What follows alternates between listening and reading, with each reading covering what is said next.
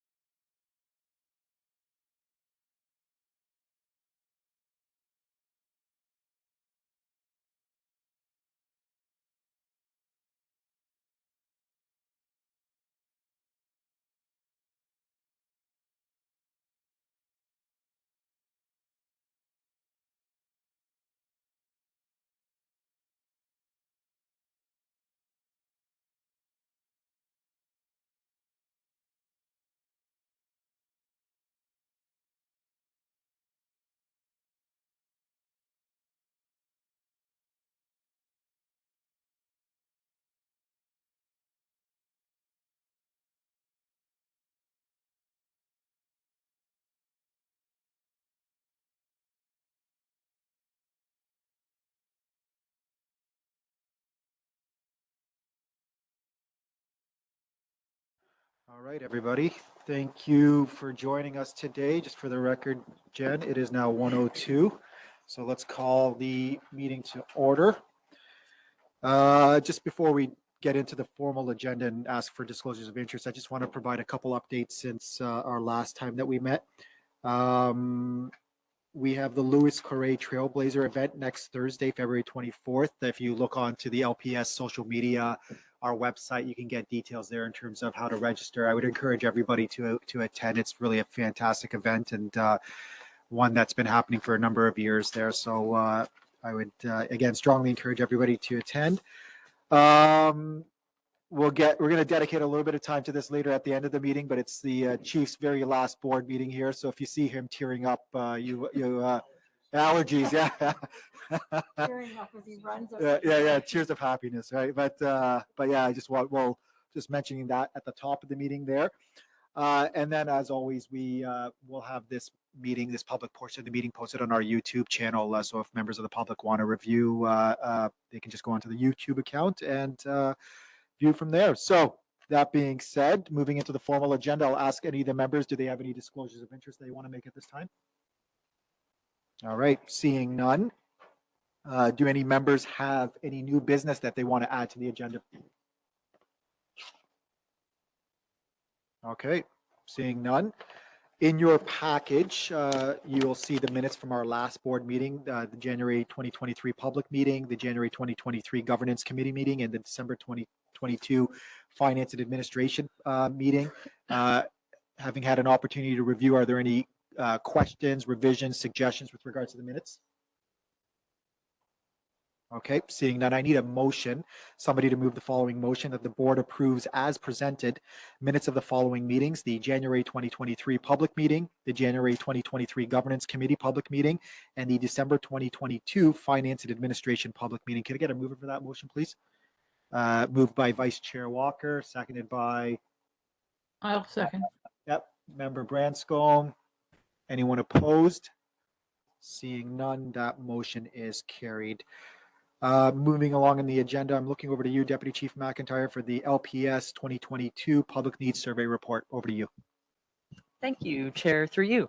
So this is just an update to provide on the Public Needs Survey, and why this goes out, I'll just spend a second to explain, is it is one piece of many that helps inform the service, but most importantly, the board, on the new development of the next strategic plan. So we know that the strategic plan is every 4 years. It's now in line with the city's multi-year budget, which is a recent change. And many inputs funnel in to decision-making surrounding the strategic plan. So some of those become the public needs survey, our internal needs survey, community forums, an ability for the community to write in letters of concern. But it is also balanced by an environmental scan, which includes the review of our current business plan. Where are we at? What is left outstanding? Contemporary issues in policing. So this could be everything from hate crime, cybercrime, NG 9/11, as we move and switch technology platforms there, to, bail reform has been issues you've heard circulate of recent. So it really looks at adequacy is a big driver of our business plan. That's again, the environmental scan piece, but also what does the legislation say must be in a business plan, and how do you reach out to the public for their input? So there's prescriptive rules within the legislation that tells us how to do that. And one of those rules is that of the public needs survey. So this survey went out in mid-September to October. And the report that I've submitted is comprehensive. You'll see a lot of breakdown in there, but you also see two parts. So the first part of the report was our survey that was done through the phones, both random sampling, both of landlines and of cellular phones, because we know that demographic can potentially change with who has which phone. And it was also done online. So 402 people completed the telephone-based survey. Another 713 went online. So some may ask, well, why the online option for the survey? And the reason for that is we were able to provide that in 7 different languages for those who felt as though they needed some assistance with the translation aspect. And it was, again, just another way for some of the members to provide that. When we go online, though, we can't control who goes online to fill out those surveys. So you don't see random sampling in there.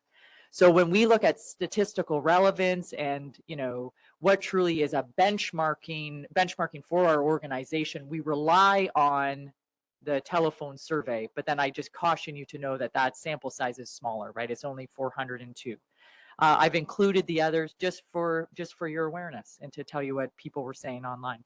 So that kind of is all of those pieces that funnel into the plan, but I'll take you just through it real fast to show you. So what is it measuring? What are we asking? And how does that all come to be? So it's really looking at what is the perception, which is an interesting word, is how does the community feel? What is their perception or their satisfaction with our service or not? What is the community's recommendations on what we should prioritize as a service? And then how does that look as it relates to our specific performance indicators in our current business plan? when we look at how does the actual survey relate to community consultations, if anyone took part in those, you'll know that that was really formed by 3 broad questions, and it was meant again to be a discussion, very broad. Those 3 questions really provided baskets for us to collate the information we received, and again in a general format. That does not, it guides us, but again, there's no benchmarking in the community consultations. You're really only, your benchmarking is your public needs survey. So at the end of the day, we often see many similarities year over year with our public needs survey. And so in the executive summary right at the front, it highlights, so what are the 5 main concerns? Drugs, drug-related crime, and drug control. 23% of our 402, don't forget this is the smaller one, cited that. Now that has been listed as the top one for years, year over year. We see drugs is listed. Crime against property was the next. Crimes of violence, but down one more. Homeless poverty, the first time we've seen that come in, which is obviously reflective of the concerns in the city right now. And then last but not least, traffic. Traffic is often on that to the top 5. Those mirror what we heard in community consultations, so which is good. One of the bigger ones I like to look at is there's a section in the report, if I take you to it, it's called the gap analysis. And I love that chart. It's written in 4 quadrants, and it basically just says, okay, LPS, what really should you be steering focus to right away? It's visible police presence, the protection of property, and responding to specific community issues. We know that the perception of safety has decreased since the last time we did this.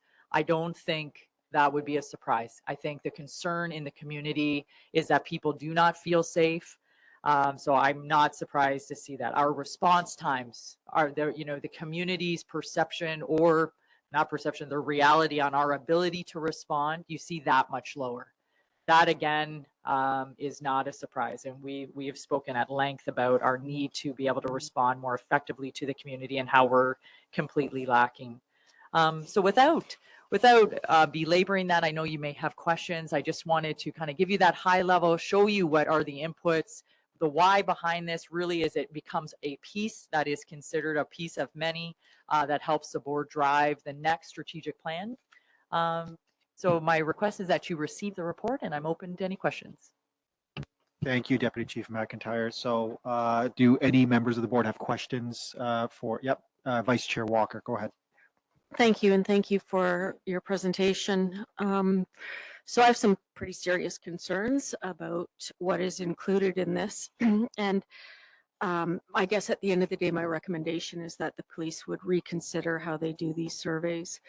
As I go through the demographics, it's hard to miss that the ethnicity of the respondents, I think this is of the online survey, 92% Caucasian, in a community where 30% of our community comes from a background of diversity. I move along to the next page of the demographics, where it's noted that the largest number of respondents are between the ages of 45 and 54, 55 and 64, and 65 years of age and older. We're not even capturing, youth or what's going on in the lives of those who are not in those age categories. I tried to be kind when I went through this, but I found it really disappointing and frustrating. When you talk about the priorities, I get that drugs and drug-related crimes and drug control would be recognized as a #1 issue. It's hard, though, for me to fathom how we go down the list and see sex-related offenses, including pedophilia, sex trafficking, are listed as only 1% of the population thinks those are of any concern or should be addressed. And, we know that sexual assault is the most underreported crime in Canada, and yet this is just not reflective at all of that or this community. And I guess as I go through, I mean, we talk about, human trafficking is an emerging issue in this community. We've been told that human trafficking is, we are a hub for human trafficking in London, that mental health addictions are the issues prevalent of the day, and yet those really don't make their way into what we have before us. So that is disappointing. And also with all of the awareness that this community has, experienced because of creating a safe London for women and girls, the strategic area focus in the city's strategic plan, you would think that this community would be better informed around those things. And I think part of that reflects on the age and demographic that we're getting respondents through. And I just want to end, I guess, with saying that, I don't know how much money was spent on this. It may be a consideration to reach out and say that maybe a percentage of that money should be given back to the police service, because it really is not what I would consider to be a very inclusive survey, or really even gives any consideration to the diversity of our community. And as I say, I looked back, and I think this is a pattern with this survey, that it really doesn't give us a good grasp of what's happening in our community. And I think moving forward, there's got to be a better way of determining how the community feels. And with respect to the perceptions that people have, I would just say that there has to be, if you are going to depend on perceptions, there needs to be a mechanism in place to dispel those myths or perceptions that people have when they are not real and true to our community. So I am really disappointed, and I'm sad for our community that so few people understand what's going on in this city, and particularly around the needs of our diverse communities. So I guess I really, at the end of the discussion, would like to move that there be some sort of formal letter sent to the pollster indicating that it's not a true reflection of what's happening and our disappointment. And also, secondly, that moving forward, there be consideration of a new way of reaching out. And I appreciate you, because I know that you took the time to discuss this with me. And I don't want people to think I'm just coming here saying this. I did have a discussion, and I just think it's important that our community understand that whatever is read in the news around this does not reflect the Police Services Board commitment to our citizens in this city. Thank you, Vice Chair Walker. So is there, do you have a specific question or questions for Deputy Chief McIntyre? No, I didn't have Okay. any questions. I did have questions yesterday which we discussed, but I think it's important to detail the errors, given that this is going out into the community and will likely be reported in some form by the media. So, and again, I'd love your input. I guess my question would be, how do you feel about those two proposed motions that I just laid out? Thank you, Deputy Chief. Thank you, Chair, through you. And I think such great points, because I think this would be a piece of confusion for the community. So back to the methodology. So there were two forums that went out. There were two abilities. One, to respond to the public needs survey based on the phone, so based landline plus a cell phone. That was conducted by the research firm. It was a randomized sample. And that sample, there's two reports that's all bindered together. So one, the back half talks about the online. We cannot control who logs in to complete that survey online, but we didn't want to exclude them. The online forum was where it was translated into 7 different languages, again, to hopefully extend our reach to those who wouldn't feel comfortable or wouldn't feel comfortable not being able to communicate in their own language. The telephone, that front half of the report, was based on a randomized sample that did mirror did mirror the census of the City of London. So on that first report, you'll see that it was 74% who completed the survey based on the telephone survey rather. And our census data is 71% of the population of London is white. I would see a slight overrepresentation of South Asians here because to census data, it's only 6.5 and we reach 7%. So they were fairly close. So I do love that you pointed that out because it shows us like, where did we even compare? But don't forget the telephone survey data, although it sits within that 95% of accuracy, plus or minus 4%, for who replied, would we see that same type of response if we were to pull another randomized sample of the community? That's what the research analysis is, and that would be a yes. So we look at those 402 that completed the telephone survey. They were balanced by demographic, by gender, they were fairly balanced, but it doesn't say that they had the perceptions of everything right. So we know that perception is reality. To those people that are writing in, who are speaking with us, we have to give some ability, some option for them to speak. And we have to, as a police service, and of course as a board, be able to hear them. And so, and that's legislatively driven. You must reach out to the community. The community consultations, again, just another branch out to the community to help hear from the community and what is important to them.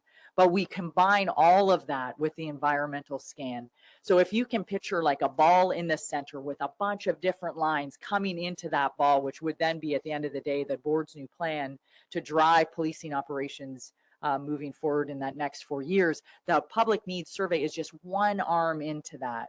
Community consultations, people could write in letters. There were other submissions that went forward. Our environmental scan, what's happening across Canada, across the province, that feeds in heavily. What does our data set in London look like? And I think this was a great point to say, like, how is it that they've listed that's their perception. We're not going to hold that against them, but we have major issues in the City of London. So what are we doing? And what's really interesting when you bring in all of those inputs at the end of the day, when we finally go and build the strategic plan, there is a ton of recommendations within that plan that are very education focused because of exactly what you said.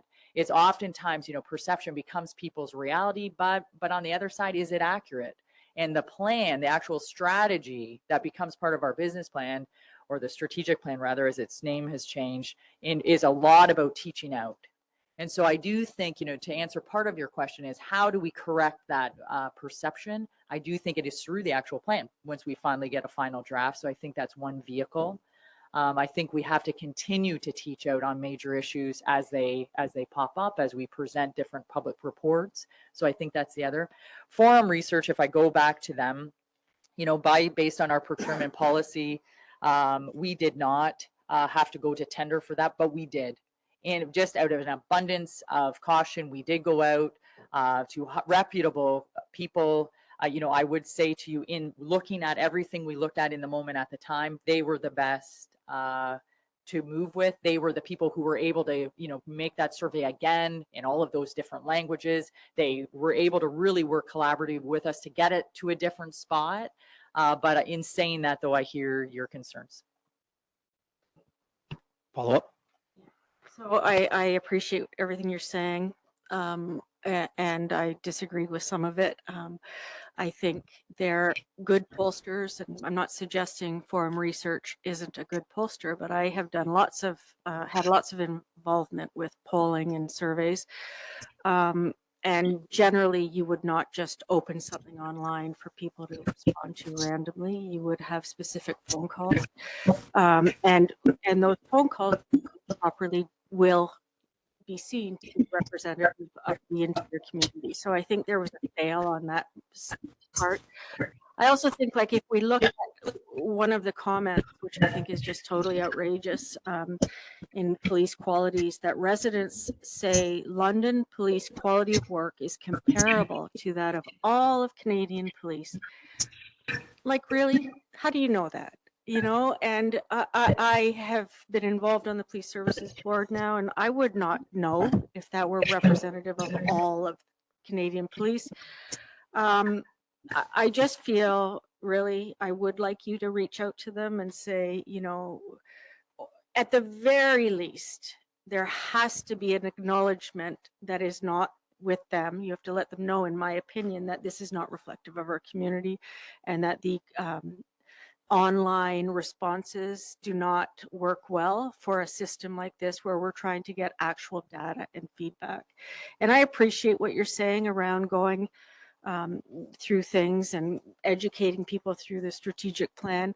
But for many of these people, they're not going to go through a strategic plan. I mean, you can tell that they're not involved in the community based on their responses. So I think there has to be a change in the way this service is delivered. And the access that we're trying to get for information. So I'm just putting that out there because I was really ticked off about it. And I was upset to see the community that we have all invested in be so underrepresented by, you know, our diverse communities. So it's, you know, you'll do what you think is right.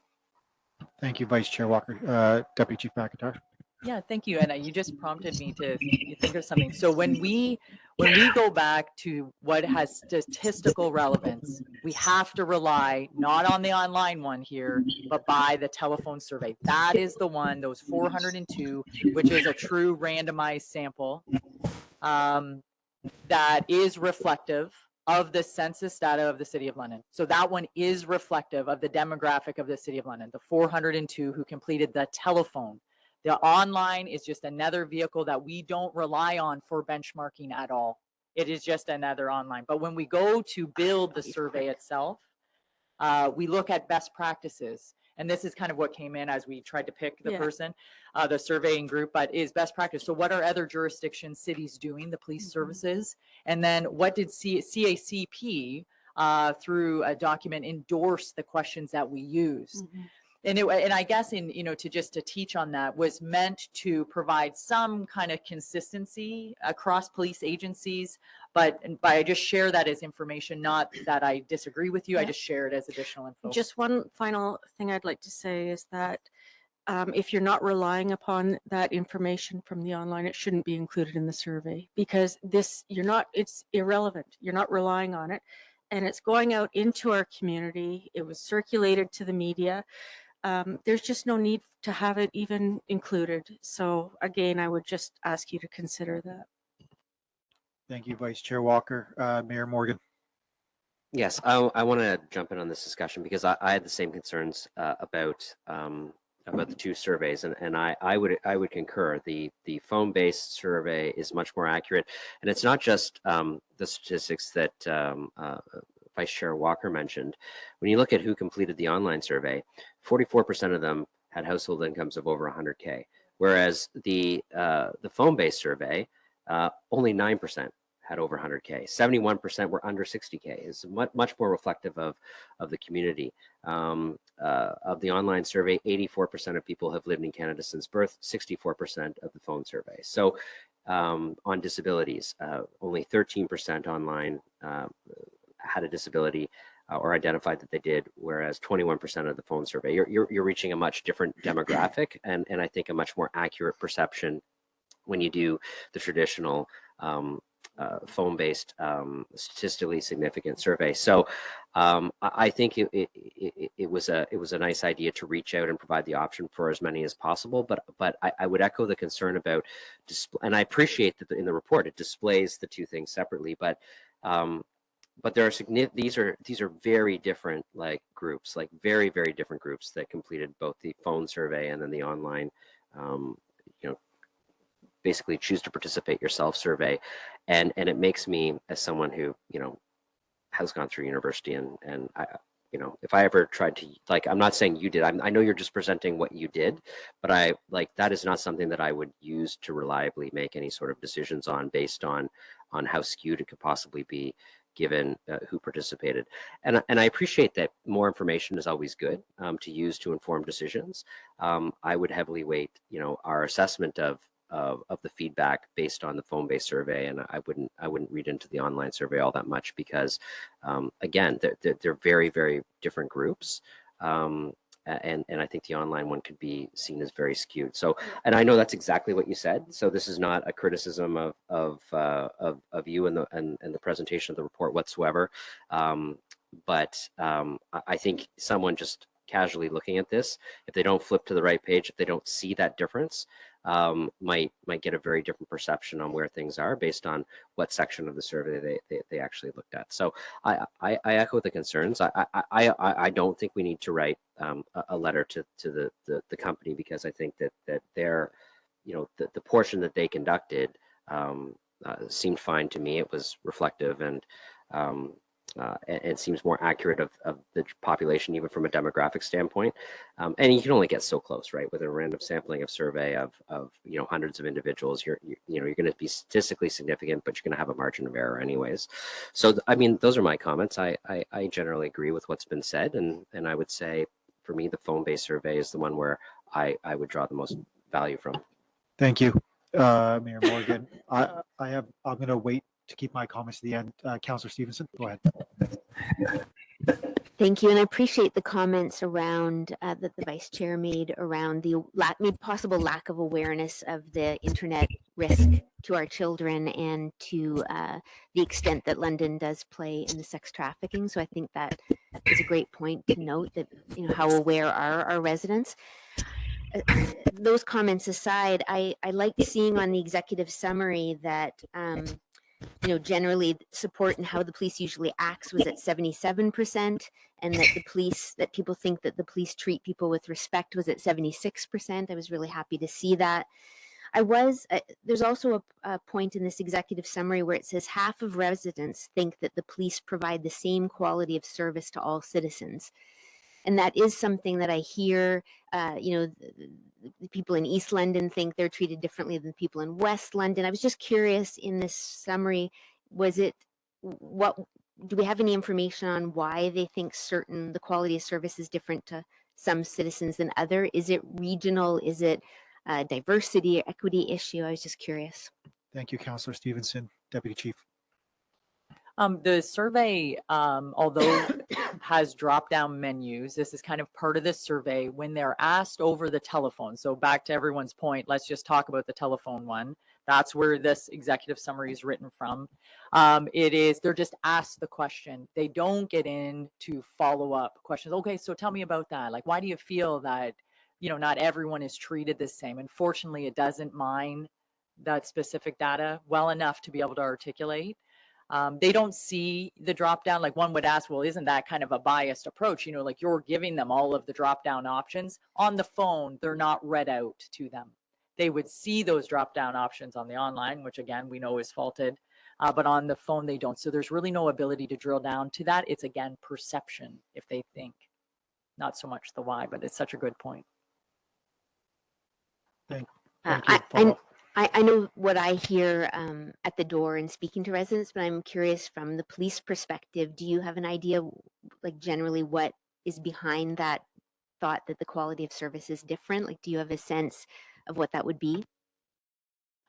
I don't know if I do, aside from being anecdotal. So there was quite a jump I noticed in the report where, like, if there was an issue, would you even call the police? And that was quite high. Said, and why? If you're not going to call the police, if there's an issue, why is that? Well, I don't think you guys are going to do anything. I don't think you'll respond in a timely manner. I saw that jump way up. So is that also influencing? So what so the member calling to your question is, like, let's assume it's a different socioeconomic status, or maybe, is that the problem? Is it a race problem? Is it their, ethnocultural background? Is it what they thought police were in their home country? Does that influence their ability to or their perception of how they're about to be treated by the London police without an interaction? So what was shocking to me, I'm not really answering your question, was the mere fact that so many people aren't even going to call. And that is reflective of the lack of response. Yeah, we're hearing over and over, like, we call, you guys show up days later. How is that service delivery? And I echo that. It's not. And so if we're a little bit more reliable for them, one would hope, as a hypothesis, they would be more than inclined to call if they weren't waiting around for days for us to get there. So yeah, totally anecdotal, but such a good point. Thank you, Deputy Chief McIntyre. Councillor Lehman, go ahead. Thank you. And if the chair will indulge me, I just have a couple of items to go through. Please go ahead. First of all, to the actual survey, I concur with concerns about online. And because you mentioned, Deputy Chief, that this is community driven, and online surveys, we don't know who's answering them.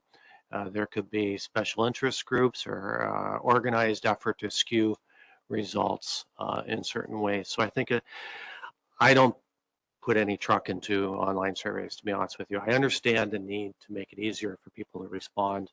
However, and the challenge for researchers as people doing a survey to get hold of people on the phone in these days, it's tough. However, unless we're meeting people out at organized events or what way to get that information, I need to know that they're part of the survey. Statistical analysis, as you know, the mayor mentioned, and things I've learned at university, is a science. So, you know, it's only 450 people, but with probabilities of accuracy, I think this is within the parameters that can kind of give us a true picture of what people are feeling there. And it might not be what is the reality, but that also is a tool or a product that we use from this tool to say, okay, this is how people are feeling. Maybe we need to make them aware. Maybe that's one of the things that we can get from this. Regarding response times, because that came out to me and it kind of confirms what I hear out in my ward. People will not report because they feel, what's the point? It's a waste of time. And that was confirmed when I took a tour of the 911 center and I saw the board of 150 calls that had not been responded to. And people, you know, I feel for our officers out there, the pressure that they come in, knowing that they got to get to, you know, they start the day with, you know, 50 calls on their plate that they have to get to from a few days ago. And the response they're going to get from people who made those, they're not happy. And it concerns me, not just from doing our job, but also because of what you're initiating with preventative measures. We need to be able to track where crime is happening. And if it's not being reported, then that doesn't help us, our efforts to be preventative. So I think we have to do two things. One is we have to really address our 911 response. And I think manpower at the end of the day is that. And the other, I think we have to do an education component to encourage people to report because it helps us be preventative, because we track this stuff. And I say that to constituents. I encourage them, because they complain to me or no one gets back to me. I say, don't stop reporting it, because that information is crucial. So that's just some feedback from there.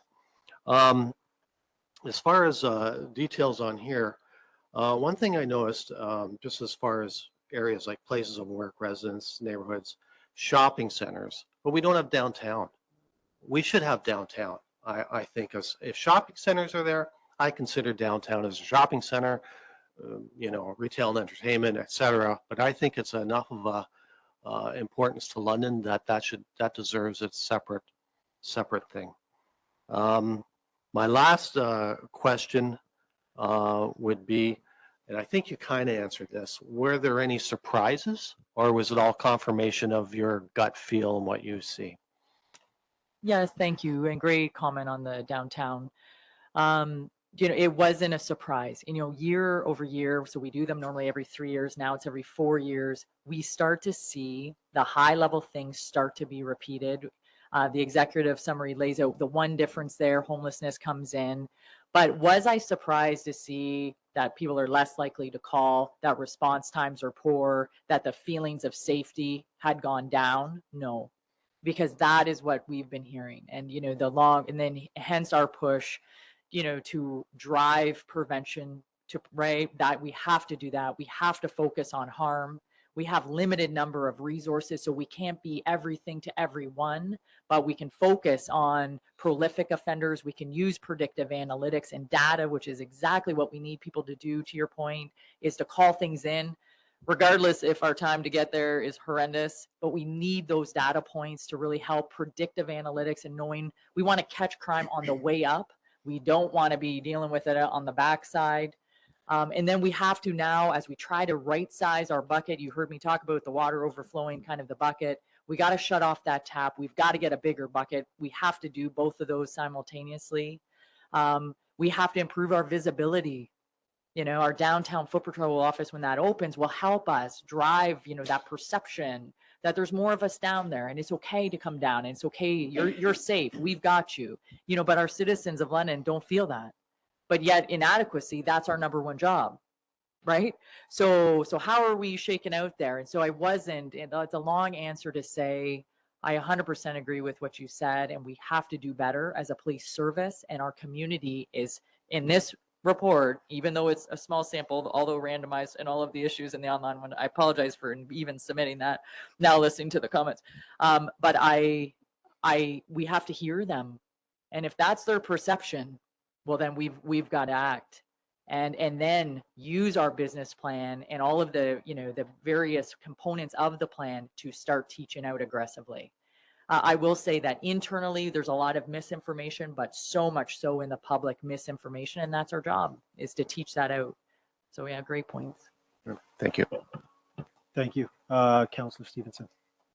And then Nancy, we'll go to you right afterwards. Thank you. And I just had one more comment. In, you know, the lack of safety, we hear that all the time, and it's quite a concern, actually. Double-digit decreases in feelings and safety in everything: residents, public buildings, place of work, like across the board. And the one thing that really jumped out at me was even a double-digit decrease, 11% in the residents. So people aren't even feeling safe at home, which is, you know, that there's almost no place to go. It's just something to point out. Thank you, Member Branscombe.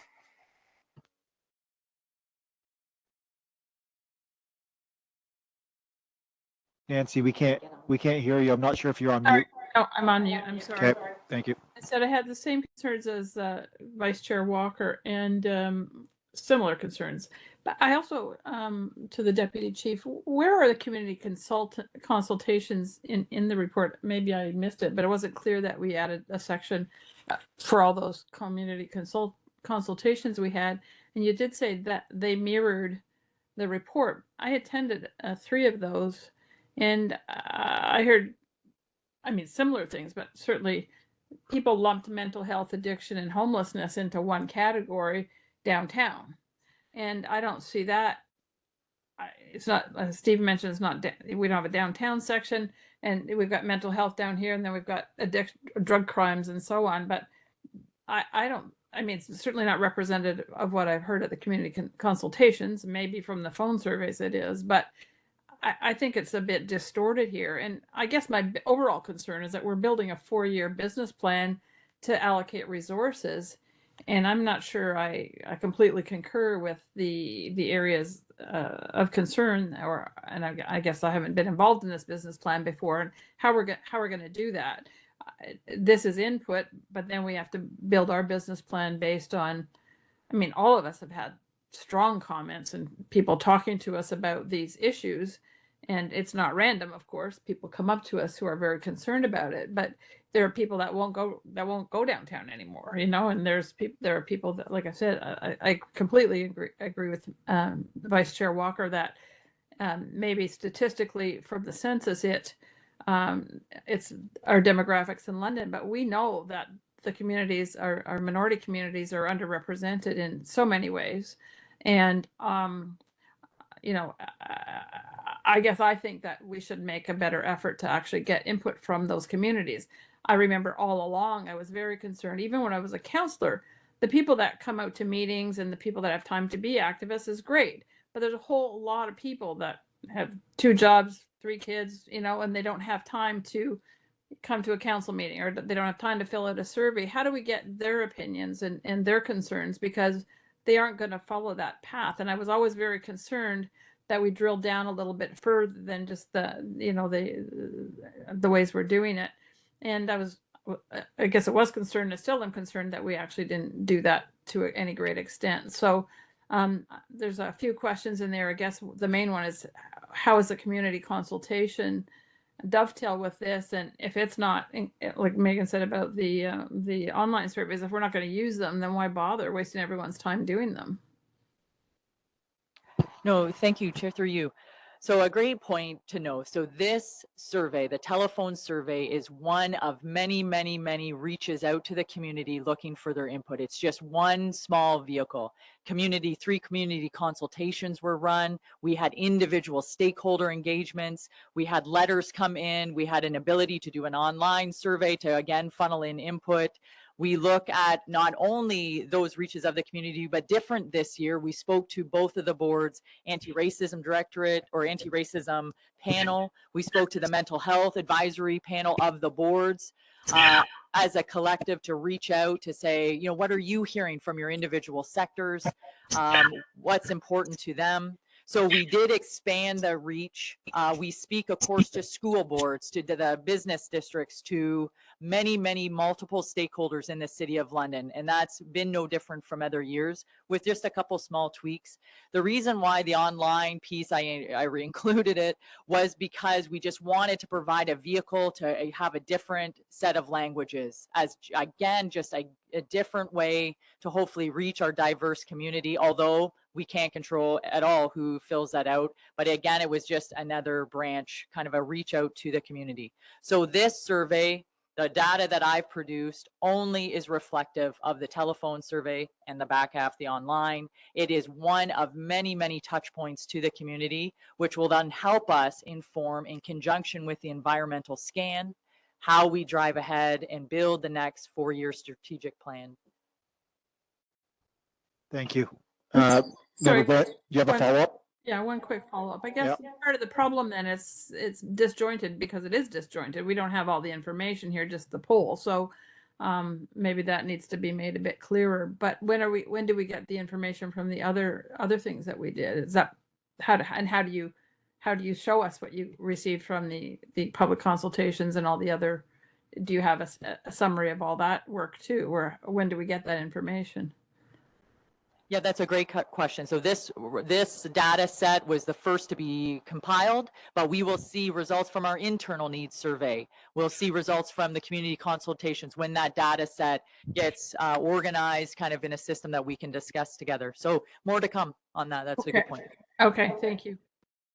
Thanks. And just before I pass over to Vice Chair Walker for another comment, this is an important conversation. I want to give it the time that it deserves, but it's the unenviable position of being in this chair is that you have to manage time, right? So I think we're going to try to wrap up this conversation so we can move on the agenda. But that being said, I do have something I want to say, but go ahead, Vice Chair Walker. I just quickly wanted to respond to Councillor Stevenson's comment about listing the home and how, if you're not safe in your own home, where are you safe? And I just want to let you know that the most dangerous place for women is in their own homes.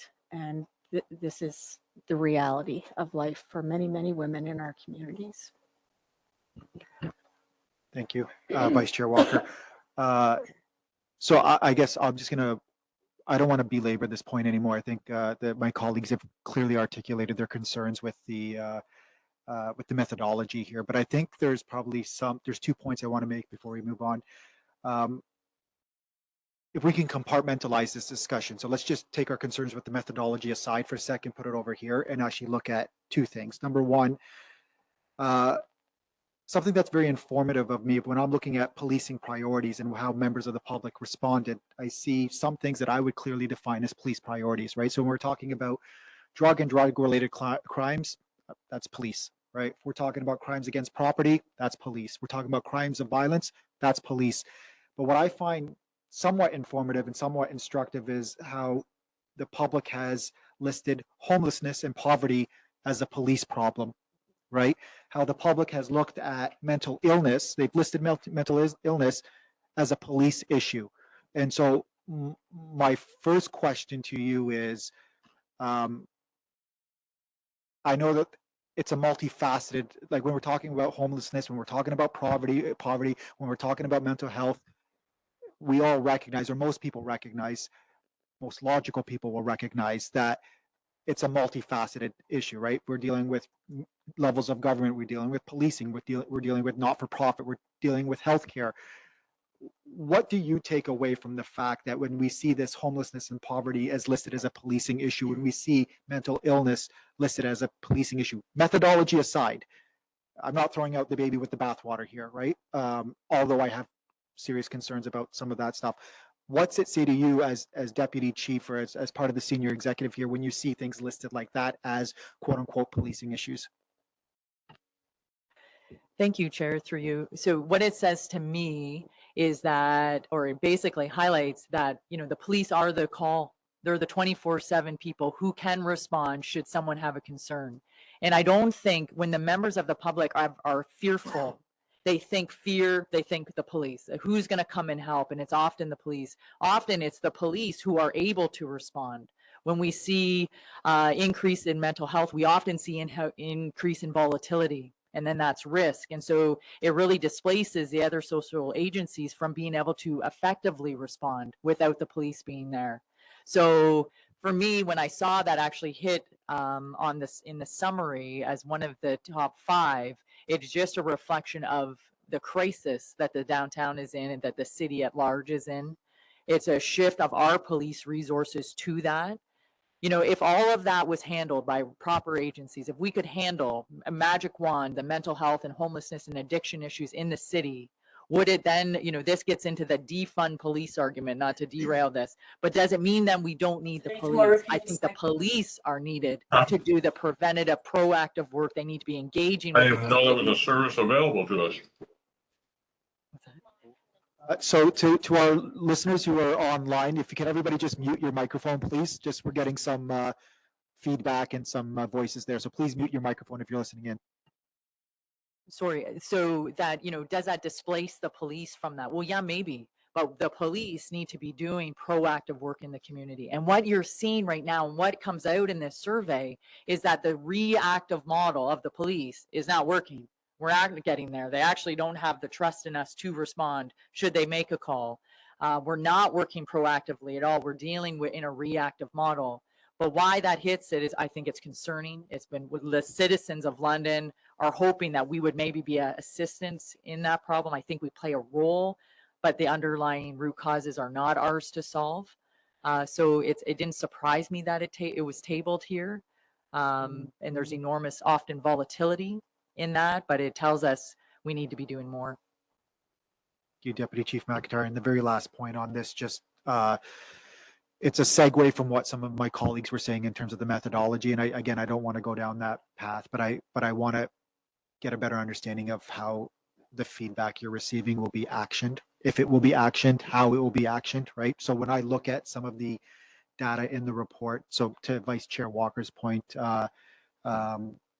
you know, sex-related offenses comes in at 1%. Well, that I fully recognize I'm not a subject matter expert, and I fully recognize that I don't know what I don't know, and I fully recognize that I'm not a professional pollster, right?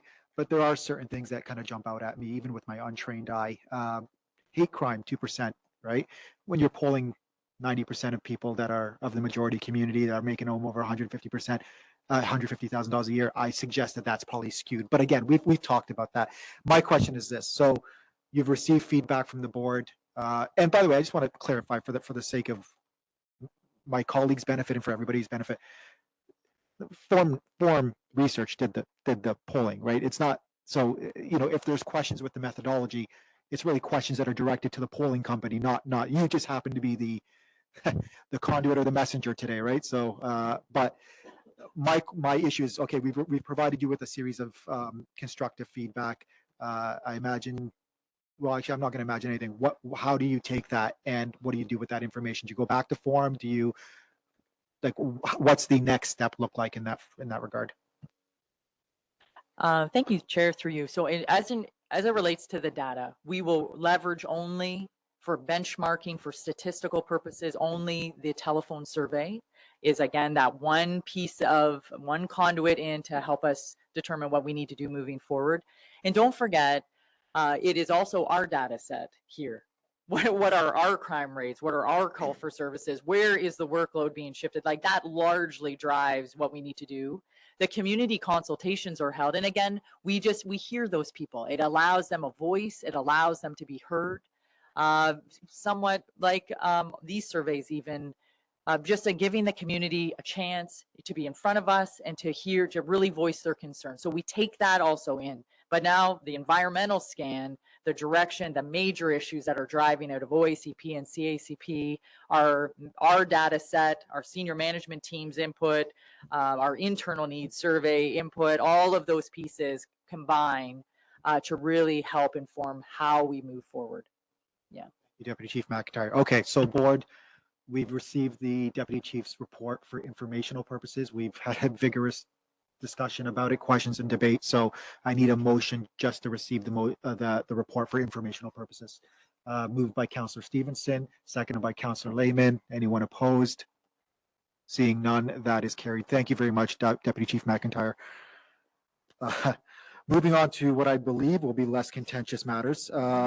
The police board memberships, really just kind of a housekeeping thing. The board has a series of memberships that we are subscribed to on an annual basis. For example, the Ontario Association of Police Services Boards, OAPSB, the Canadian Association of Police Governance. Obviously, there's annual dues and fees that are associated with that. You'll see in your package that there's 3 of them there.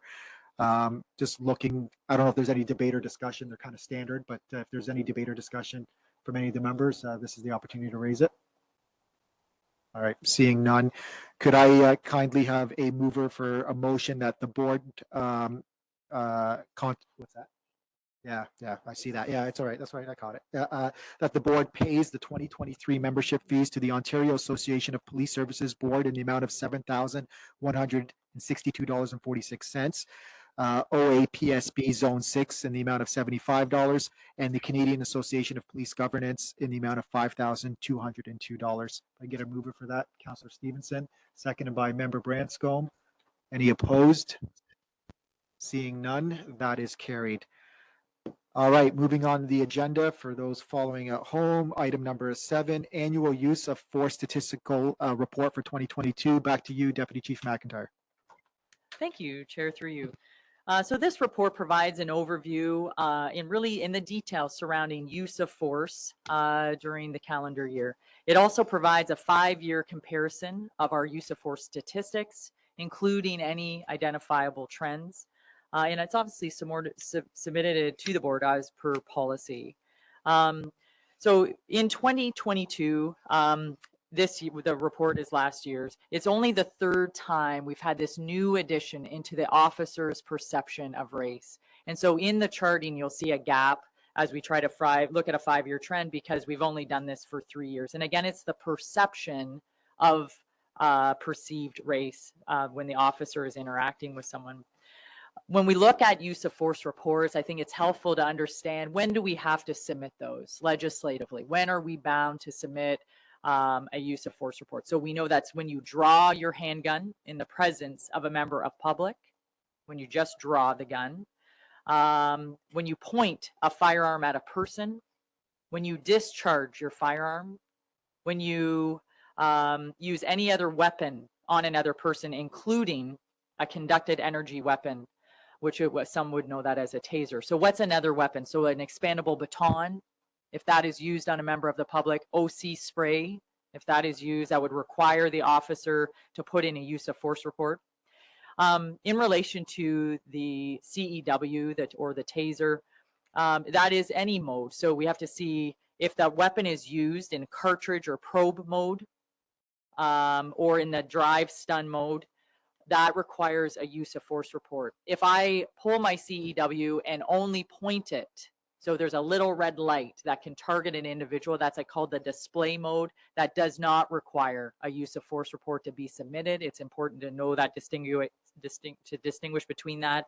However, our police service, our policy, not your policy, our procedure says that we will track that. So we do submit a use of force, our members here, but again, that legislatively, they're not required to do that.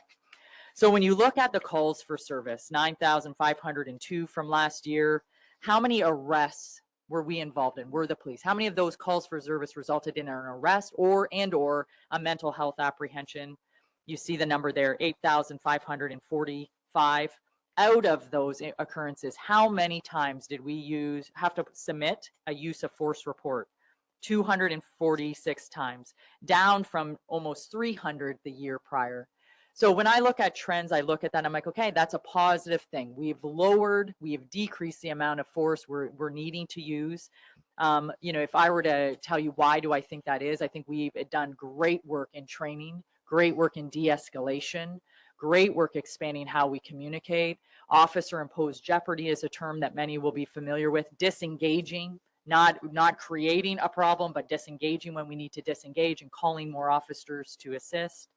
So I was happy to see such a reduction in that. If I skip over, one thing we know, and we see this time and time again, is just the sheer volume of firearms and weapons we pull off of the road. And so I just want to take you to one section of the report that talks about weapons calls. So this is the type of incident that the police may respond to. And you see in 2022, how many times were the police dispatched to a weapons call? 110 times compared to 90. So up 22%. That's significant. But we see that in the media, and you see that as we report out on those individual ones, which is interesting.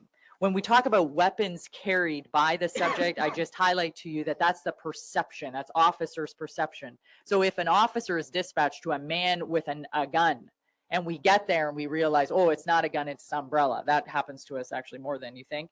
The officer could be responding thinking it's a firearm in advance, but then later reholsters their firearm knowing it's an umbrella. We still have to put in those reports. So I just wanted to just to clarify that for our officers. When we look at taser, I think you're seeing really a move away from the use of baton and OC and use of force incidents. We see an increased use of taser. They sit within the same ring of the use of force model. So it's the same level of force as described in the chart attached to this report. Just for your information, roughly 121 patrol officers carry a taser. We would like to see that increase. That works out to be about 30 officers on each patrol section who have available to them a taser. The benefits of a taser is we see great compliance with taser. It often results in a quicker compliance rate with the subject who is not being compliant, and we see less injury with the taser, aside from removal of the probes, which is a defined injury. We treat that as an injury. So out of those, speaking of injuries, we only had 33 of the 246 times we used force on a member of the public in those occurrences, as I named, resulted in that. Most of that is results of canine bites. That is also deemed to be an injury as it relates to those reports, and removal of the probes from the taser when it's fired. The last part I just want to speak to, because this is important, it's something we're tracking. I will tell you at the outset, the data set here is still very limiting, but I just wanted to bring in the perception of race. So when we're dealing with individuals, how does this compare to census data? And you'll see it is not reflective. You look at it right away and you say, okay, well, right here from this report, Blacks and Indigenous members are overrepresented to use of force. And so what does this mean? And I think, more has to be done here. We don't have a data set to tell you, out of all of those calls for service, what is the perceived race of everyone we deal with? And then out of those calls for service, what is the perceived race when we're using force? StatsCan, I've included in the bottom of the report, is working on trying to find some methodology to do that. We have very poor data in telling you who are we interacting with every day. But it's something we have to watch. It's something we have to monitor moving forward, but nothing that we can really lock down yet with any type of statistical relevance, because that data set is relatively new. The last point I just wanted to add in conclusion, when you talk about use of force, 25% of the time when we use force, the police have initiated that 25% of the time. And when is that? Oftentimes it's executing a judicial authorization or a warrant. So information has come to the police. We've sought an authorization or a warrant to enter into a premise. And doing so, there's often, it's probably a gun warrant or a drug warrant. There is a threat of violence there. You'll see use of force reports being required or use of force being used. That's police initiated. 75% of the time, a citizen has called for the police to help them, and that has resulted in the use of force. I just wanted to delineate that, at the end of the day, and just really to commend our officers for the restraint they have every day dealing with the volatility that we've known has gone up. So that is my report for the board to receive, and I'm open to any questions you may have. Thank you very much, Deputy Chief McIntyre. Colleagues, are there any questions for the Deputy Chief? Yep, Vice Chair Walker. Thank you. I just wonder about chokeholds. So that's not listed here, and I know there's been some controversy with the RCMP around this issue. Where does London Police stand on that? Chokeholds are in our procedure not allowed at all. And if any time we're dealing with a member and it causes an injury, then a use of force report has to be submitted. We know that choking incidents are incredibly dangerous. We see a lot of that with our victims. We know that that's an immediate trip to the hospital because there can be, aftermath from that we're not seeing right in the moment at the time. So they are forbidden. That is well established in our procedure. So yeah, we don't support that. Thank you. Any other questions from the board for Deputy Chief McIntyre? I have one. So if I could direct you to page 5 of 9, I was looking at the type of force used report numbers, and I noticed that there's kind of a downward trend line. There's a little uptick in 2020 and 2021. Maybe that's, I don't know, something COVID related. I have no idea, but it seems interesting to me that if you look at all the numbers in 2022, they're all down on firearms discharged, down to 27 from 35, firearm pointed down to 105 from 139, handgun drawn 76 to 83. I'm just seeing it, I'm recognizing it. Is there a reason, a rationale for it that we know, or is it just kind of coincidence? The one piece that I could see as a contributing factor last year, we did a lot of discussion and education on a crime gun task force that was run in the City of London. That was enormous push with dedicated officers specifically targeting high harm and who not has a gun, but rather who's about to use the gun. And there was a major task force that was dedicated for 3 months. Enormous warrants were written as a result of that. You'll see authorizations down quite a bit. That is also attributed to that project. So that would account for some of that. Yeah, I was just curious why there's a trend line there. That might be the answer right there, right? Yeah. So anyways, perfect. Thank you. All right, thank you very much, Chief McIntyre. So I'll need a mover for the motion that the board receives the annual use of force statistical report for 2022 for information. Moved by Councillor Stevenson, seconded by Vice Chair Walker. Anyone opposed? Seeing none, that is carried. So moving on to agenda item number 8, Deputy Chief Reynolds with the investigations conducted by SIU report. Over to you, sir.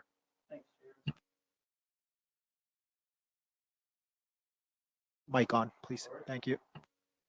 I'll start again. Thank you, Chair, through you. So this is a mandatory report under Part 8, Section 34 of the Police Service Act. We must report to the board when the SIU has invoked an investigation against one or multiple officers within our organization. And when the investigation is completed, we need to report back to the board in regards to our procedures, policies were followed, as well as the conduct of the officers involved. So I do want to take a minute just to highlight the excellent teamwork and great strategic thinking that was done by officers in this specific case. Mainly, this is a gentleman who looked out, his vehicle was there, and within minutes, his vehicle was gone. He recognized it happened on August 18th, 2022, and he recognized, I think my vehicle's been stolen. He quickly called 911. We had multiple areas of our police service working in the downtown core area at the time. They quickly, through communications, strategized. Without a pursuit, the vehicle was seen multiple times within our downtown core area. They strategically positioned a cruiser at one of the ramps at the bottom where the embankments are, and they strategically deployed a tire deflation device, and the suspect did come down that lane. He unfortunately saw the spike bout and decided to ram our cruiser. Fortunately, our officers were not injured, any of them. However, the vehicle was apprehended a short time later with the suspect in it, almost basically where he hit our cruiser. He was taken into custody. He was complaining of a shoulder injury, therefore he did have to go to the hospital. He received medical attention. He was cleared. He was then put in our detention unit downstairs. And in the morning, he complained of abdominal pain. He, as per procedure, took him to hospital, and indeed, he did have to be admitted to hospital. Therefore, that invoked our obligation to notify the Special Investigations Unit. In December of this year, near the end of December, our officers were all cleared of any wrongdoing, any criminal element. As a result, we conducted our review and found all officers followed policy procedures and performed no conduct that was a violation of the Police Service Act. So again, great work by our officers, and thank you very much. Looking for you to receive the report through you, Chair. Thank you very much, Deputy Chief Reynolds. Board, are there any questions for Deputy Chief Reynolds with regards to the report? My only question, Deputy Chief, is, so were the officers in the vehicle at the time that it was rammed by the? Yes, one of our officers was in the vehicle, and unfortunately, as I indicated, no injuries to any officers My involved. goodness. So yeah, Okay. but that just goes to show the element and the disregard for what that suspect was facing at the time. Well, our collective well wishes to that officer, and thank you to you and the rest of the team for your service there. Thank you. Thank you. Okay, with that, I need a motion, somebody to move that the board receives the Special Investigations Report as required by the Police Services Act. Can I get a mover, member Branscombe, seconded by Councillor Lehman? Anyone opposed? Seeing none, that is carried. Okay, moving on to agenda item 9, collection of identifying information in certain circumstances. Deputy Chief McIntyre, over to you. Thank you, Chair, through you. So many will recognize this as a change as a result of street checks or the carding. It came into effect in 2015. We trained all of our members on this new legislation in 2016. And basically the legislation says arbitrary stops of members of your community is stopping, in short. And does that mean, I just want to add, does that mean we cannot stop and talk to members of the public? No, it does. We can. And when there is an investigative aspect to the need to stop a member of the public, then we absolutely do that. And this legislation does not apply. So it doesn't limit the police ability to do great work. What it is saying is do not do arbitrary stops of individuals in your community. And that was really, really summarized well by the street check practices that were in place in policing across the board. So when this new legislation came into effect, we trained all of our members. They require training every 3 years. We continue to train out on that. And since this legislation came into effect, our members do not stop anybody who is not part of an investigation. If they were to, they have to submit specific paperwork under this legislation.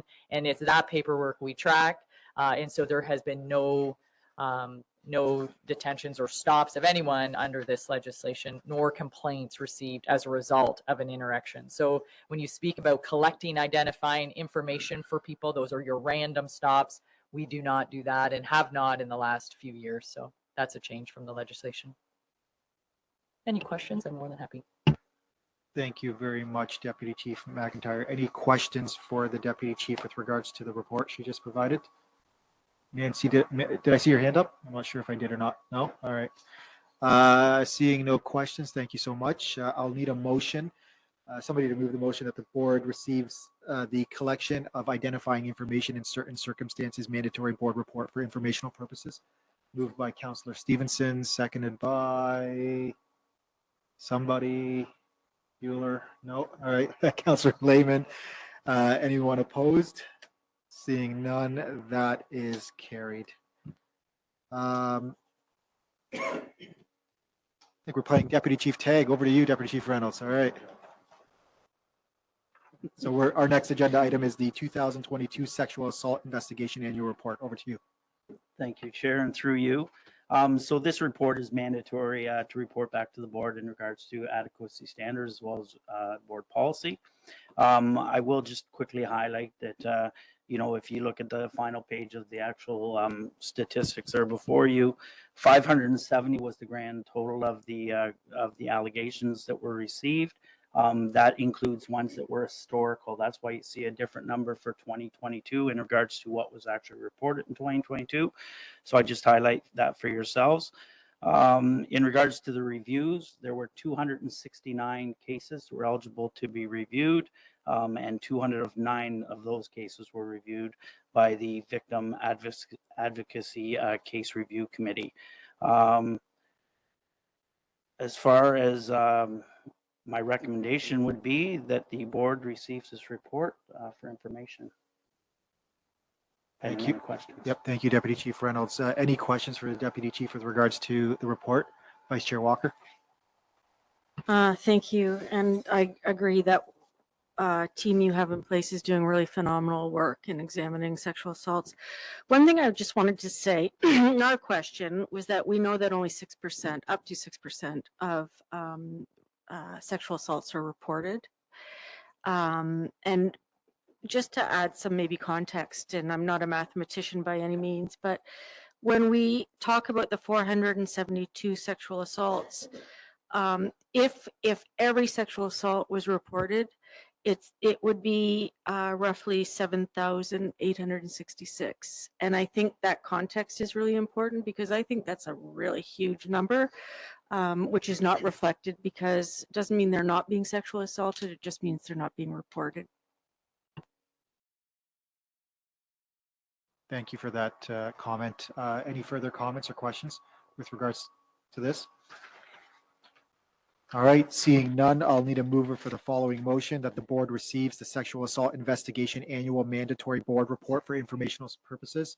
Moved by, she just beat you out there, Steve. So Councillor Stevenson, seconded by Councillor Lehman. Fastest hands in the West here, right? There you go. Yeah. Anybody opposed? Seeing none, that is carried. Staying with you, Deputy Chief Reynolds, we're going to move on to agenda item number 11, 2022 Crime Call and Public Disorder Analysis Report.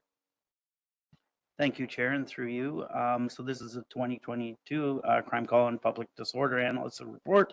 The reason for this report is that it is required to be submitted through adequacy standard, as well as in compliance with the board policy. I'll just quickly highlight that the crime call and public disorder analysis process established by the London Police Service provides a coordinated means by which to identify and address criminal activity within the City of London. And my recommendation is that the London Police Service is in compliance with the London Police Service board policy and provincial adequacy standards concerning crime and call and public disorder analysis, and that the board receives the attached report for review. Pending any questions. Thank you very much, Deputy Chief Reynolds. Any questions, concerns, debate with regards to the report? Seeing none, all right, moved by Vice Chair Walker, seconded by Member Branscombe. Anyone opposed? Seeing none, that is carried. Next matter is just housekeeping. You will recall from our last meeting that we changed the structure. I shouldn't even say we changed. We reverted back to the structure that we previously had. We had been on a 2-year pilot program where we had created a governance committee and a finance committee.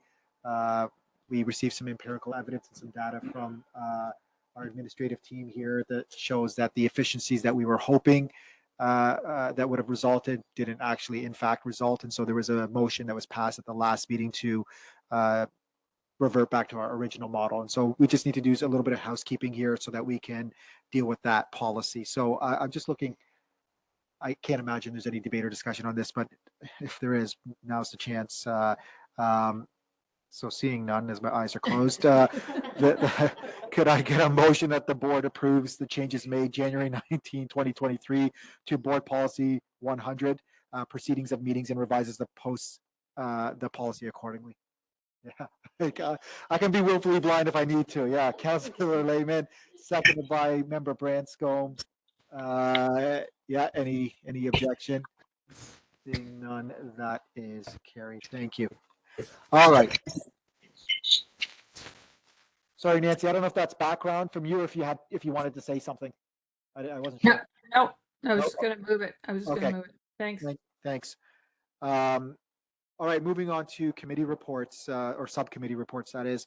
I can tell you, on behalf of the Anti-Racism Advisory Panel, I'll provide a verbal report on that front. We had our first meeting, actually, we hadn't met for a few months actually, and we had reconstituted the committee, had a really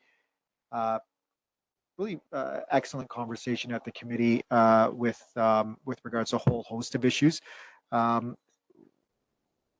We talked about certain procedural things. The committee itself was looking for a little bit of a update with regards to the chief and deputy chief recruitment process. Obviously, it's a confidential, highly confidential, right? But I did provide as much information as I could in that capacity. Deputy Chief Reynolds joined us for the meeting and provided a reflection and a statement in terms of the London Police Service on the death of the tragedy of Tyree Nichols. I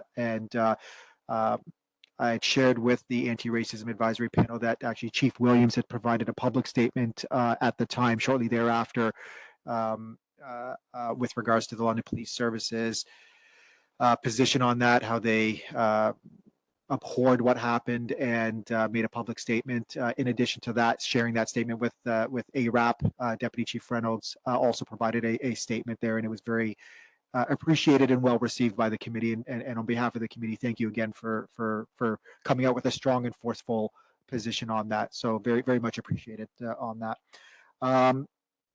Again, we talked, I provided a little bit of a background in terms of the deputy chief and chief recruitment, which I'll actually touch on a little bit in my chair's verbal report.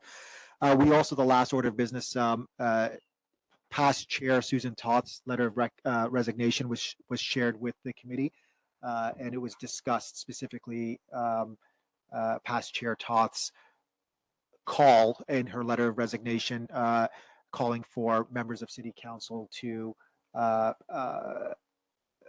pay appropriate attention to a visible minority candidate, specifically a member from the Black or from the Indigenous community. And so that was discussed in the context of the panel as well. And we discussed and said it's a city council decision. It falls to them. I explained to them the process that at its full contingent, our board is 7 members, 3 members from city council, which we have the mayor, Councillor Lehman, Councillor Stevenson. We have 3 provincial appointees.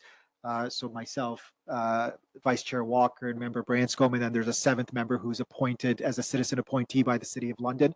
That process is currently underway at City Council. Committee met, and I'll again touch upon this later in terms of kind of a public call for people who may be interested to put their names forward, but I'll deal with that in my chair's report. And then, yeah, we did some not overly exciting stuff, but we looked at the Anti-Racism Advisory Panel's terms of reference as just part of kind of an annual review for that. So it was a very productive meeting that we had, and really excited for the year ahead with regards to ARAP there. So happy to answer any questions that you may have with regards to that, but that's my verbal report with regards to that particular panel. Nope, seeing no questions.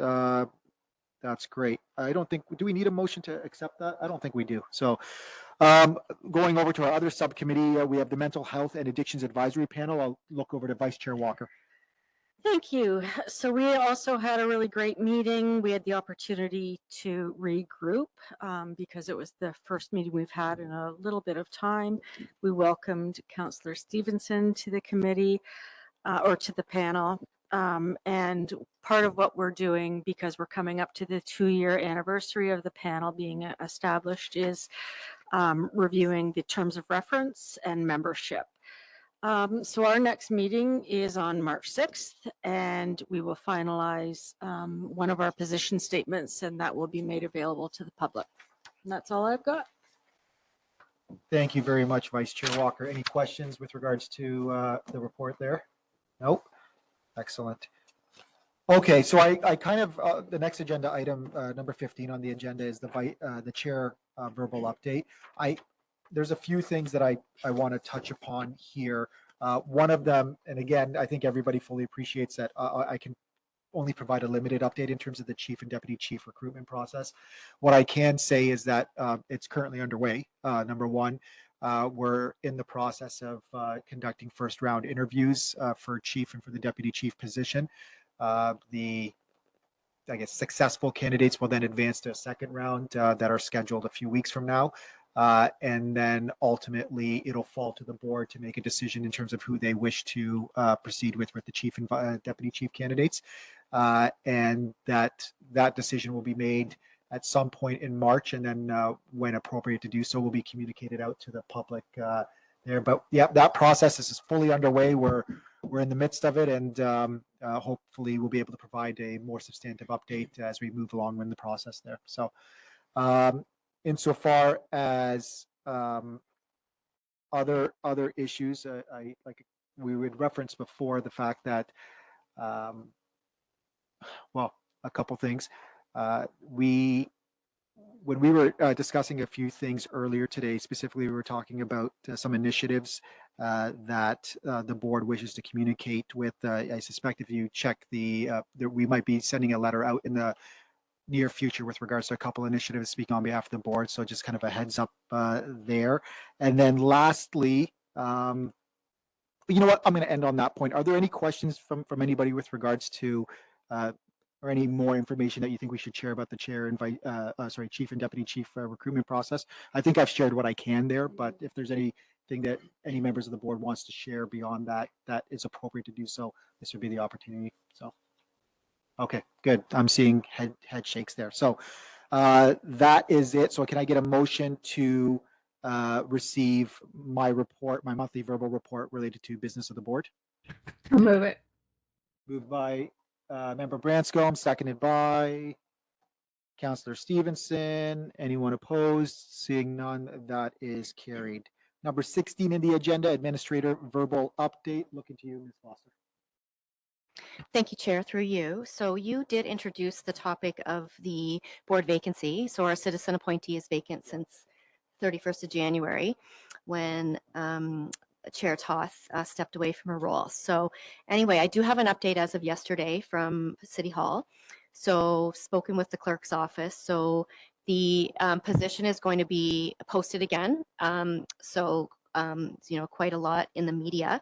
So it was posted on the city website under the Boards and Commissions City of London link. And the posting is up until the 20th of March. It's going to be advertised in the Londoner and the Free Press in coming days. And it will be going to a committee of council late March and early April, probably a decision with respect to the next step in the process, whether that means the actual appointment being made. So it looks like there's a lot of work going on with that, and much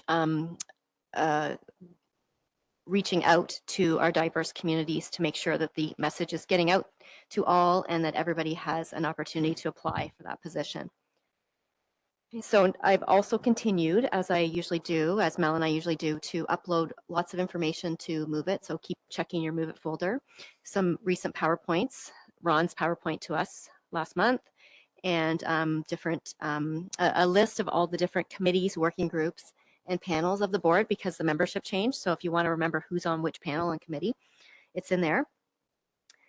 The Melanie and I, this is something new and fun, and Chair is aware of this, but we've started having a monthly strategy meeting, her and I, which is really good. So when we have anything that needs to have your approval or anything, just to try to streamline business and you know, be a well-oiled machine like never before is our goal. So hopefully that'll translate into your workload as well. So we're doing that, and I think Chair Shabar would like to attend our next one, which is fun. Yeah. Right? Yeah, absolutely. Okay. Yeah, I don't know what's being served for lunch, but I'm in. Yeah, absolutely. Just to keep us posted on what's happening with executive recruitments across the province, I noticed that Ottawa is now recruiting 2 deputy chiefs. So I think that impacts all of us when we're all searching for these executives to come into our employ. one of our Big 12 colleagues, so the executive director and chief of staff in Toronto, Ryan Teschner, is the new inspector general of policing. So that's kind of neat that he's come from our circle. So he's one of the folks that we, Melanie and I reach out to a lot, or the board reaches out through us to share experiences and advice and things. So it's exciting. And I reached out to him to say congrats. He's quite a nice and interesting guy. And I said, maybe sometime he'll want to come and visit us at a meeting. And he says, absolutely. He just wants to get up and running, and then he'll come and let us know what the inspectorate's planning to do with the role. OAPSB Spring Conference is coming up. If anybody is interested, rather than a plethora of emails to you, let me know. It is on May 30th to June 1st in Niagara Falls. So if you're interested, we will send you the details. And that is it. Thank you. Thank you very much, Ms. Foster, for that report. Board, are there any questions for Ms. Foster with regards to her administrator's report? All right, seeing none, can I get a motion that the board receives Ms. Foster's verbal update related to the business of the board? Moved by Councillor Lehman, seconded by Vice Chair Walker. Anyone opposed? Seeing none, that is carried. There is no new business, so we can just rush past 17, but one very, very, very important last piece of business here. As we all know, Chief Williams, this is your last board meeting.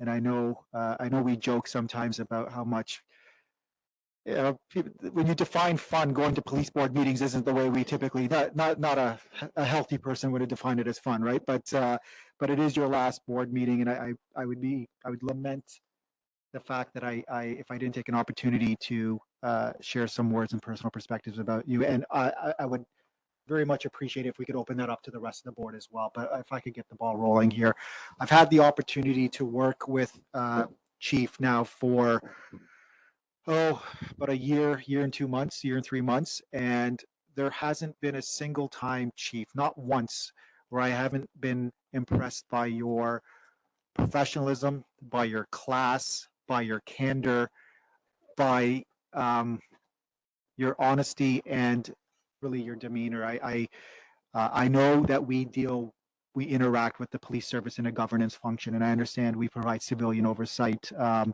and we're not involved in the day-to-day operations. But if I knew nothing else about you, sir, other than how you conduct yourself with this board, that's all I would ever need to know about the caliber of the person that's sitting in that chair. And you're leaving some very big shoes to fill, and your leadership qualities aren't just recognized within this boardroom. It's not just recognized within the service. It's recognized in the City of London. And it's a sentiment, and I shared this with the chief a couple days ago, just kind of in passing, but it's a sentiment that's shared, has been shared to me many times by people saying, you know what, I've never met Chief Williams. I've never met him. Because let's be honest, most people on a day-to-day, right, 400,000 plus people on a day-to-day, you're never going to meet the chief of police unless you've done something grotesquely wrong, right? So, it won't mean you, yeah. But there's a thing that I've been trying to be more cognizant about, even in my personal life, where it's the things we think but do not say. And I can tell you, safely share with you that so many people that I know think the world of you, and you may never hear it because they don't see you or they don't interact with you. But Chief, from afar, you're recognized as an exemplary leader, not just in the police community, but in the larger community, in the London community. And so, from a professional standpoint, from a personal standpoint, I just want to say thank you, truly thank you for your service, for your time, for your dedication, for your passion, and just thank you, Chief. We're going to miss seeing you. I mean, you're always welcome to come sit back there if you want. I don't know if they're going to revoke your pass, but we can clear you through if you ever want to come back. If you're missing that board itch, come on up, right? So, but no, you're all joking aside, sir. You have my respect. You have my my gratitude, sir. Thank you for everything that you've done. Thank you. And I just want to open that up to members of the board here. Maybe I don't know if Vice Chair Walker, you want to go next, and then we can open it up to there. So I have, as you know, admired and respected you for many, many years. And I think there should be something to be said about my support of you becoming the chief, because God only knows what would have happened if I hadn't proposed that. But I was thrilled with that. And for those that do not know Steve, you have a wicked sense of humor. I love that sense of humor.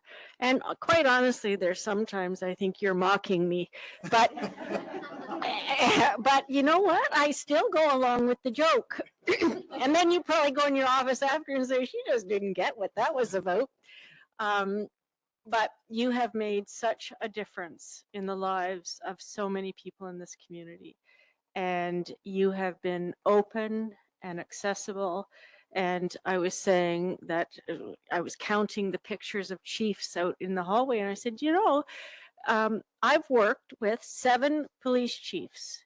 Isn't that amazing? 7 police chiefs. But there's only one that's my favorite. And that is you. And I will miss you. And I wish you all the best. And honestly, just stay in bed when you want to, and maybe bring a beer to bed with you at night before you go to sleep. You know, I can tell you the world is your oyster, and you can rest knowing that you made such a difference. So thank you so much. Thank you so much, Vice Chair Walker. Looking to that side of the table, Councillor Lehman, and then Councillor Stevenson.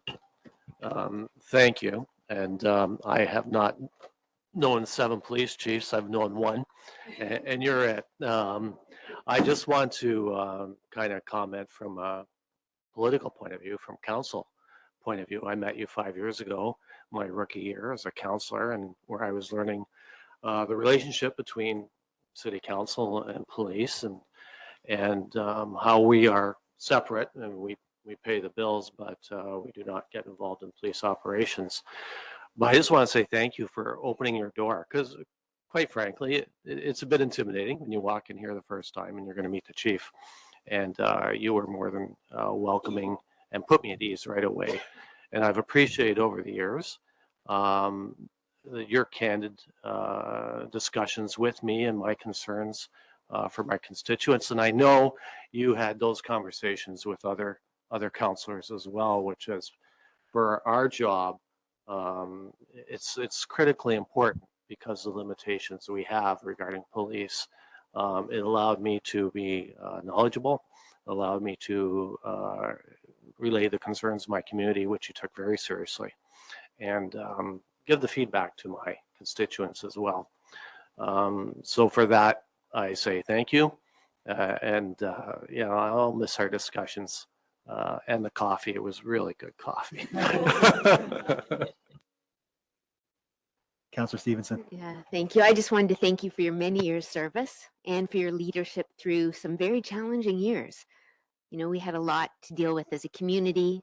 I think it was a challenging time for the police force, and I just want to thank you.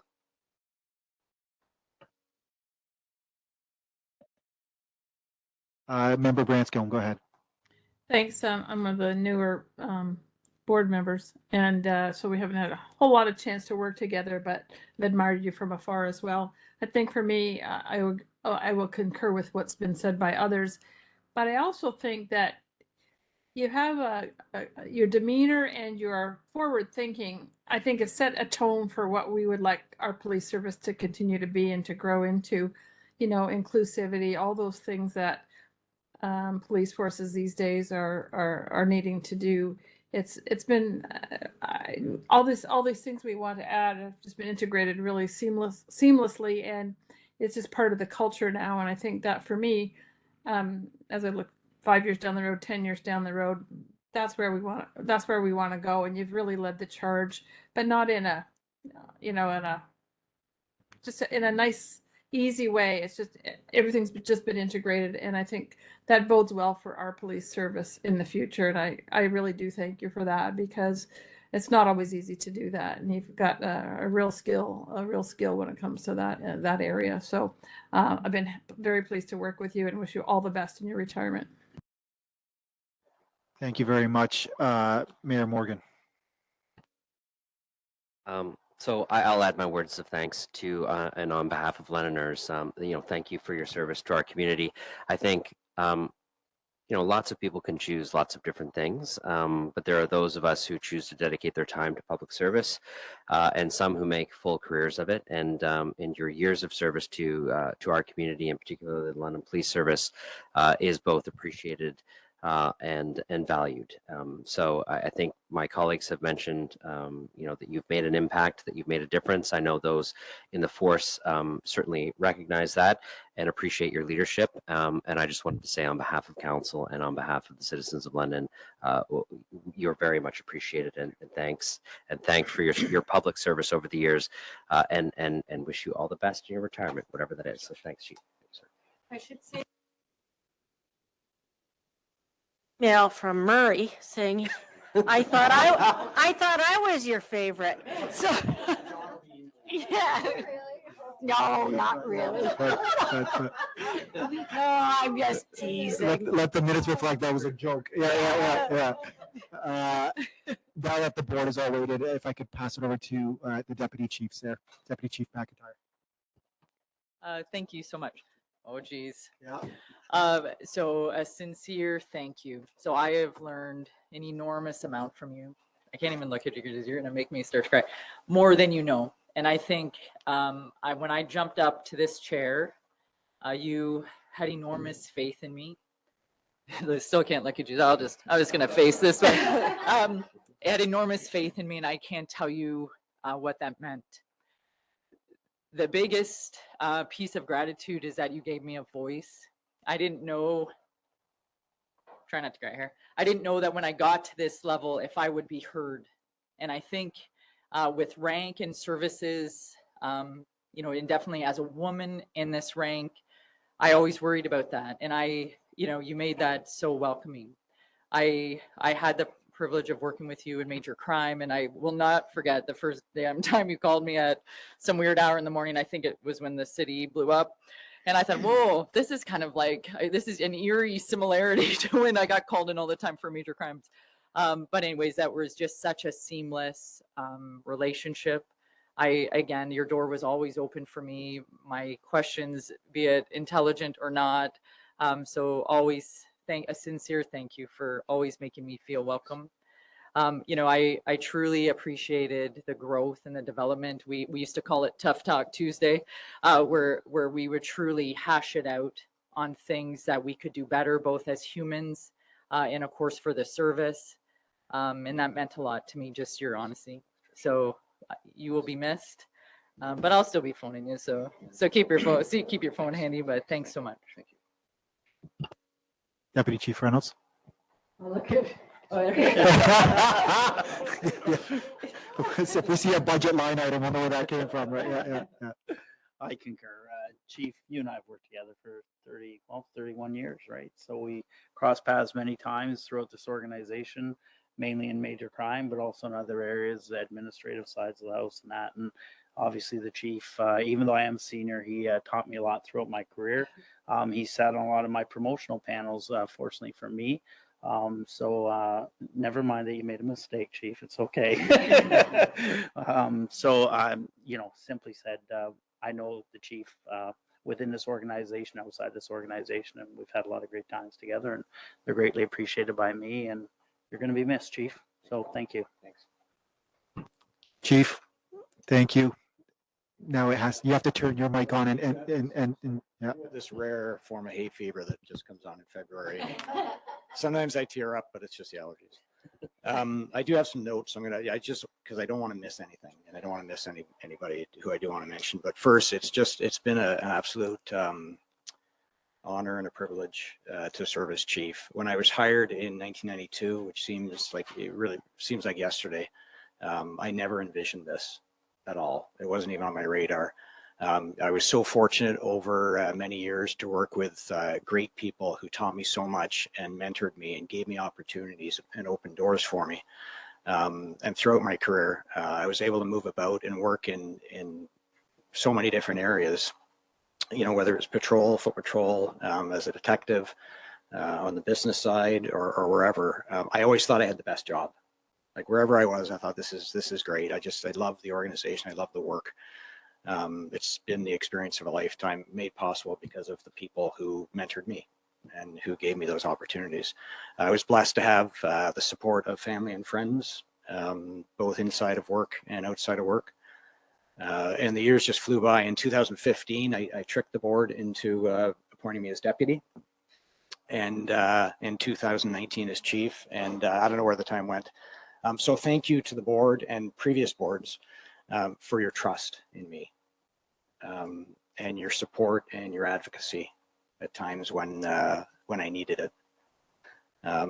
As chief, it's interesting. I work for the community, I work for our members, and ultimately I work for the board. I'm accountable and employed by the board, but that mix can be pretty tricky at times, juggling different interests. But we work through so many challenges together, and I'm really happy where we sit today. And I think we're aligned in the direction that we believe the service needs to go. And I think the next chief, whoever that is set up nicely, and he or she will have new ideas and there'll be new challenges, but we're in a good spot. So thank you for allowing me this opportunity. I will miss all of you. I think this is a fantastic board. So thank you. You are blessed, I just want to say, with a phenomenal support team in Jennifer and Melanie. I know you know that, but I'm going to mention it anyway. This is a busy service with, I would say, an active board over the years. Might be an understatement. And there's so much work that goes into the public sees the board meetings, but there's so much work that goes on between Jennifer and Mel and the three of us and other parts of our police service that people don't see.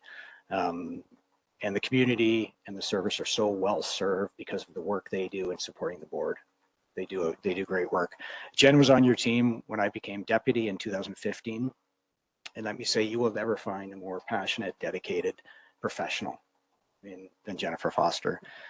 She's passionate about her work. She's proud of the organization. She loves community service. Our members see this and they appreciate it. Despite the governance role, I know there's a line between the board and the service, and you know that line and you respect that line, but you really are, both of you, part of the family. So thank you for everything you've done, and I'll miss you both. I've also been blessed with a phenomenal senior management team, and many of them, or some of them, are watching. Maybe none of them are watching right now. I really don't know. they're probably out celebrating, but they are smart and talented people, and I learn from them every day. Like, we have a diverse mix of views and styles and ways about doing things, but I've relied on them so much over the last 4 years. Through the challenges, COVID, and all the major incidents we've had, that I really thank them for their support. Trish and Stu Betts before, who's gone off to Peterborough, and now Paul and the rest of the senior leadership team serve this community so well. I know the board is recruiting now, obviously, for a chief and deputy. I can say there is talent in this organization, and that talent will serve this community well, depending on the decisions that the board chooses to make. But I do believe in the strength of our team here.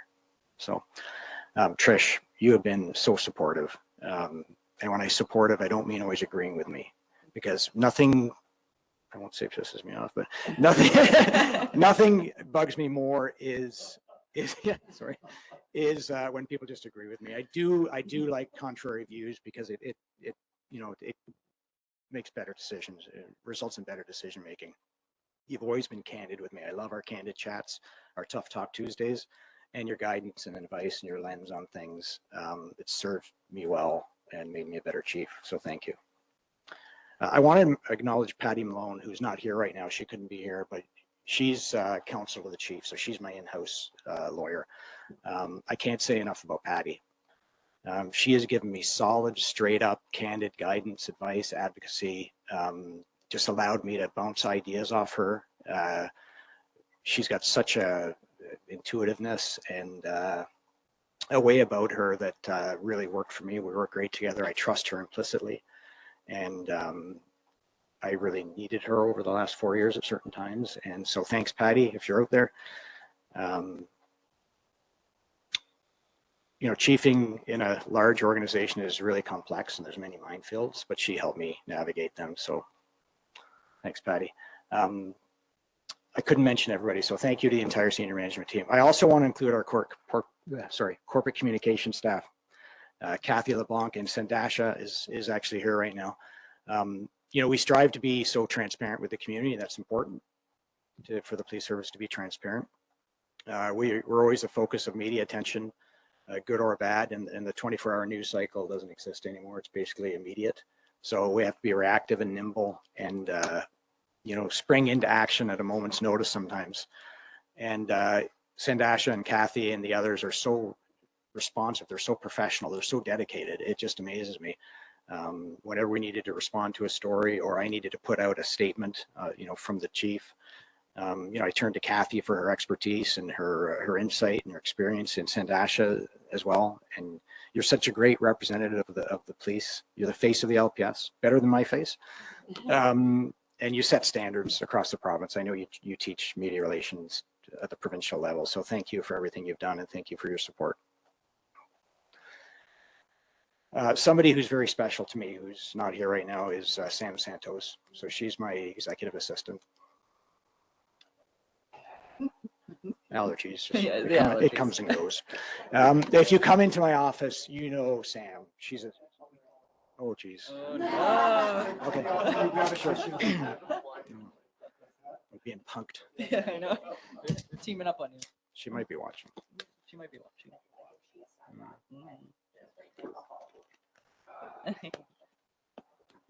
She won't want to. She won't want to come in either.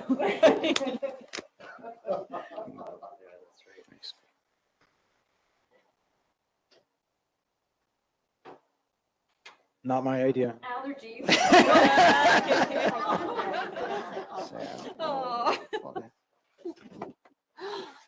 So Sam is, I'm just going to talk about you for a minute, 10 minutes or so, and then we'll get you to say a few words. I'm kidding. I'm so kidding. Sam is an incredible woman. If you don't know her, she's a true professional and so loyal and committed to the organization and, you know, to the office of the chief, but to me as the chief. I trust you implicitly, and I've relied on you in ways people don't even know. You go so far beyond administrative support. It's so much more than that. You're exceptionally intuitive. You can read the room and read people, and you've given me advice and support over 4 years that I can't even place a value on. I just want to say thank you. So thank you. And I'm better because of you. Last but not least, I need to credit the women and men who actually do the heavy lifting out on the street, on the front line. And we talk a lot about the front line, but there's a lot of individuals, you know, in our comm center, in court security, our fleet and facilities branch, finance. There's a lot going on behind the scenes. And they do the heavy lifting, all the good work you see in the community on an operational level, like that's because of them. We're there to support them, but they do the work, and they you know, put themselves in jeopardy sometimes, and we have to always remember that. So a sincere thank you to the 900 members. 2 of them showed up today. It's lovely, but they're all busy. That's why. You know, also from an association perspective, the association represents them. They have been blessed with exceptional leadership from Rick Robson, who I've had the fortune to work with for 4 years as chief and then as a deputy before that. Rick is a true professional, given his heart and soul to the association and represented our members in ways that many people don't know. So I have nothing but respect for him. We don't agree on everything, and that's okay. But we do agree we're going to work through things together, and we've done that well, I believe. Dave Gilmore, I put in that group as well. So he was the former LPA president, since replaced by Paula Dominguez, and those 2 gentlemen as well have been fantastic to work with. So they sacrifice a lot. I just think we need to continue to support them. Those are my comments. I just want to say thank you for all your kind comments, and it's been an honor. So thanks.